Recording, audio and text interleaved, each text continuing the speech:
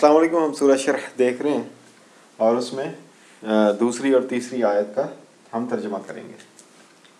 وَوَضَعْنَا، وا کا مطلب اور، وضع، وضع یہ اردو میں ایک لفظ استعمال ہوتا ہے وضع حمل،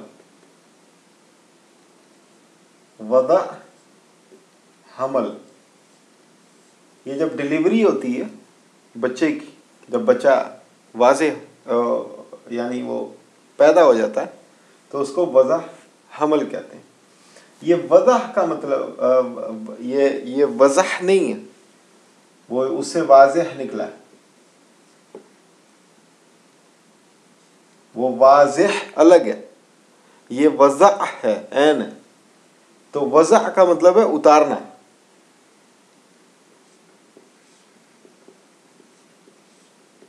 جب ڈلیوری ہو جاتی ہے تو بچہ ماں پر سے بوجھ اتر جاتا ہے، بچہ دنیا میں آ جاتا ہے.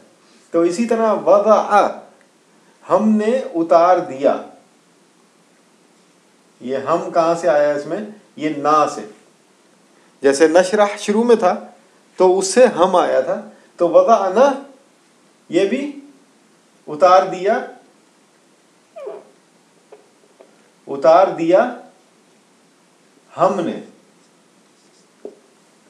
اور اتار دیا ہم نے. ان کا مطلب فرام، سے. ہم اتار دیا ہم نے سے، کس سے؟ کا، تم، تمہارا، تمہارے. ہم نے اتار دیا تم سے. وزرک، یہ وزر وزن کو کہتے ہیں، اور کا تمہارا. ہم نے اتار دیا تم سے تمہارا وزن. کس سے بات کر رہے ہیں؟ اللہ تعالیٰ نبی کریم صلی اللہ علیہ وسلم سے ڈائریکٹ بات کر رہے ہیں، 1 to 1 بات کر رہے ہیں.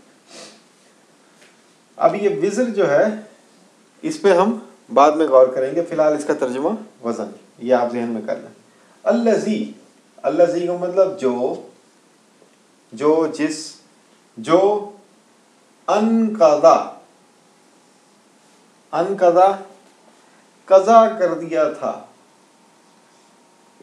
قضا کر دیا تھا. جو یا جس نے قضا کر دیا تھا. ظہرک، ظہر کا مطلب کمر، یہ جو بیک ہوتی ہے. کا، تیری، تیری یا تمہاری. ہم نے وہ بوجھ اتار دیا تجھ سے، تیرا وہ بوجھ اتار دیا جس بوجھ نے تیری کمر کو قضا کر دیا تھا. اب یہ بڑے انٹرسٹنگ کانسیپٹس ہیں، ان کو ہم ڈسکس کریں گے زبان کے حوالے سے، کہ یہ وضع حمل آپ کو بتا دیا تھا. وضع کا مطلب اتارنا. ان سے، یہ ہم ان کیسے ہے؟ یہ ہم اردو میں کہتے ہیں نا منو ان، منو ان، منو ان. اس کا مطلب ہے کہ from there to there, same. تو ان کا مطلب فرام. تو سے، تم سے تمہارا بوجھ اتار دیا. وزرک، یہ وزر کو یاد کرنے کے لیے ہم ایک لفظ استعمال کرتے ہیں اردو میں، وہ ہے تو عربی کا لفظ وزیر. وزر کا مطلب ہے بوجھ، تو وزیر کا مطلب ہے بوجھ اٹھانے والا. یہ مثلاً یہ ہمارا وزیر تعلیم ہوتا ہے، تو ملک کی جتنی بھی تعلیم ہے اس کا بوجھ اٹھانے والا وہ وزیر تعلیم ہوتا ہے. یہ اور بات ہے کہ ہمارے آج کے دور میں وہ حال ہو گیا کہ وزیر تعلیم ہی غیر تعلیم یافتہ ہوتا ہے. خیر وہ ایک الگ سبجیکٹ ہے، وہ ہمارا سبجیکٹ نہیں ہے. وزیر کا مطلب بوجھ اٹھانے والا. وزیر دفاع، تو ملک کے دفاع کا بوجھ اس کے اوپر ہوتا ہے. قرآن کی ایک آیت ہے اسی طرح دوسرے وزیر اعظم کیوں کہتے ہیں؟ کیونکہ سب سے زیادہ بوجھ اسی کے اوپر ہوتا ہے، ملک کا ذمہ داری کا بوجھ. تو وزر کہتے ہیں، وزر سے وزیر نکلا ہے، تو وزر کہتے ہیں بوجھ کو، وزن کو. لا تزر وازرۃ وزر اخری، کہ نہیں بوجھ ڈالا جائے گا کسی ایک پر دوسرے کا. یہ قرآن والے، یہ قیامت والے دن، یہ بھی قرآن کی آیت ہے. تو وزر کہتے ہیں بوجھ کو. اور تمہارا بوجھ اتار دیا، تو یہ وزر کا بھی ایکسپلینیشن ہوگی، وضع کی ایکسپلینیشن ہوگی. انقض، یہ کمر کو قضا کرنے کا کیا مطلب ہے؟ قضا کہتے ہیں توڑنے کو. جیسے توڑنا، کہ جس نے توڑ دیا تھا تیری کمر کو. اب یہ توڑنا کیسے ہوتا ہے؟ مثلا ہم کہتے ہیں کہ قضا کو موت کو بھی کہتے ہیں. کسی چیز کو ختم کر دینے والی، کسی چیز کا خاتمہ کر دینے والی چیز کو بھی قضا کہتے ہیں. تو ان قضا کر دیا، اس کو توڑ دیا. یہ جو ہم نماز قضا ہو جاتی ہے، اس کا مطلب یہ ہوتا ہے کہ اب یہ واپس نہیں آئے گی. تو کوئی بھی ٹوٹی ہوئی چیز، اس کو آپ جتنا مرضی جوڑ لیں، وہ پہلے جیسی نہیں ہو سکتی. تو قضا کر دیا تیری کمر کو، یعنی تیری کمر توڑ دی. اب یہ صرف محاورہ نہیں ہے، یہ تو ہم نے محاورہ بنا لیا نا، اللہ تعالیٰ نے اس میں علم دیا. یہ ظہر کا مطلب کمر. اب یہ جو ہم ظہر کہتے ہیں، ظہر کیا ہوتا ہے؟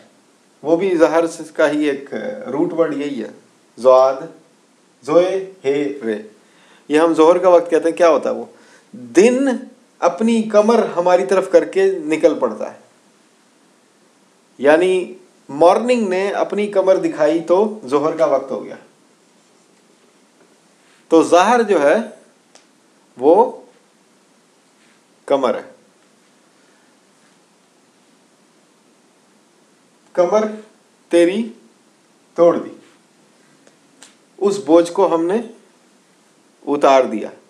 اب اس میں آپ دیکھیں کہ کمر میں اللہ تعالیٰ نے کمر کا ہی لفظ کیوں استعمال کیا؟ حالانکہ بوجھ کندھوں پہ بھی ہو سکتا ہے، بوجھ سر پہ بھی ہو سکتا ہے. اس میں غور کریں. اس ظاہر میں، یہ جو ہماری کمر ہے، اس ظاہر میں ہمارا حرام مغز ہوتا ہے. یہ جو میرے ذہن میں آیا وہ میں آپ کو بتا رہا ہوں، آپ اس پہ آپ بھی غور کریں. اس کمر میں ہمارا حرام مغز ہوتا ہے. وہ حرام مغز ہماری پوری موبلٹی، ہمارا تمام حرکات میں کمر جو ہے وہ ایک ستون کا کام کرتی ہے. جب کمر جھک جاتی ہے، نہ ہم ڈھنگ سے چل سکتے ہیں، نہ ہم ڈھنگ سے بیٹھ سکتے ہیں. ایون جب ہم لیٹتے ہیں تو وہ کمر بار بار دکھتی ہے، کروٹیں لیتے ہیں. تو کمر از دا پیوٹ، اٹ از دا ستون. یہ وہ ستون ہے جس پہ ہمارے پوری جسم کی عمارت کھڑی ہوتی ہے. توازن قائم ہوتا ہے کمر سے. کچھ جانور ہوتے ہیں وہ اپنی دم سے توازن قائم کرتے ہیں. ہماری اللہ تعالیٰ نے دم نہیں بنائی. اللہ تعالیٰ نے ہماری ریڑھ کی ہڈی کو ایسا فلیکسیبل بنایا ہے کہ اس سے ہمارا توازن قائم ہوتا ہے. اسی کمر کے توازن کو مدد دینے کے لیے ہاتھ کام کرتے ہیں. ہم ہاتھوں کو لہراتے ہیں. تو مین توازن، جو مین ستون ہے ہماری باڈی کا، وہ ہماری ریڑھ کی ہڈی. ریڑھ کی ہڈی کا مورا ذرا سا ادھر سے بال برابر ادھر سے ادھر ہو جائے، ہم بستر پہ پڑے جاتے ہیں. تو یہ ظاہر کا لفظ بہت غور طلب ہے کہ ایک ایسا بوجھ، وہ بوجھ کیا تھا یہ بھی غور طلب ہے. وزرک، یہ وزر کیا تھا، وہ بوجھ کیا تھا جس نے نبی کریم صلی اللہ علیہ وسلم پہ اتنا بوجھ ڈالا کہ ان کی کمر قضا ہو گئی، جھک گئی، ٹوٹ گئی. تو یہ محاورہ نہیں ہے. اللہ تعالیٰ کی ہر لفظ میں، یہ چنے ہوئے لفظ ہیں، یہ اللہ تعالیٰ نے چن کے بھیجے ہیں اپنے پاس سے. تو ہر لفظ پہ غور کریں. اس کو محاورہ کہہ کے، مثال کہہ کر، اس پہ غور کرنے سے خود کو پیچھے نہ رکھیں. اس پہ غور کریں. اور کسی اپنے गौर व फिक्र को फाइनल ना समझें, क्योंकि शायद आज आप समझ रहे हैं कि मुझे पूरी समझ आ गई है, 2 साल बाद, 4 साल बाद, 5 साल बाद यही आयत, इसका कोई नया मफहूम खुल जाए। 1400 साल हो गए कुरान को, क़यामत तक के लिए है ये। आज तक इसकी फ़ाइनल तशरीह किसी बंदे ने पेश नहीं की। नबी करीम सल्लल्लाहु अलैहि वसल्लम ने इसके क्लूज़ दिए हैं, लेकिन किसी आलिम ने आज तक ये नहीं कहा कि ये फ़ाइनल तशरीह है जी जो मैंने दी है। हर आलिम तशरीह पेश करता है, एंड पे लिख देता है वल्लाह आलम, अल्लाह ही जाने। तो ये अल्लाह का कलाम है, इसकी कोई हद नहीं।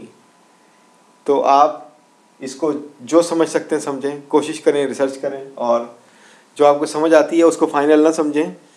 तालिब इल्म का हासिल तफक्कुर समझ के उसको एक बेस बनाएं, फिर उससे आगे चलें, क्योंकि इसकी एंड कोई नहीं, इस इल्म का अंत कोई नहीं। आप जितना इन लफ्ज़ों पे गौर करेंगे नए नए मतलब मीनिंग खुलते जाएंगे। वज़अना अनका विज़रक अल्लज़ी अनक़दा ज़हरक, हर लफ्ज़ चुना हुआ है। आप इस पर गौर करें। इंशाल्लाह हम अगली वीडियोज़ में अगली आयतों को देखेंगे। शुक्रिया।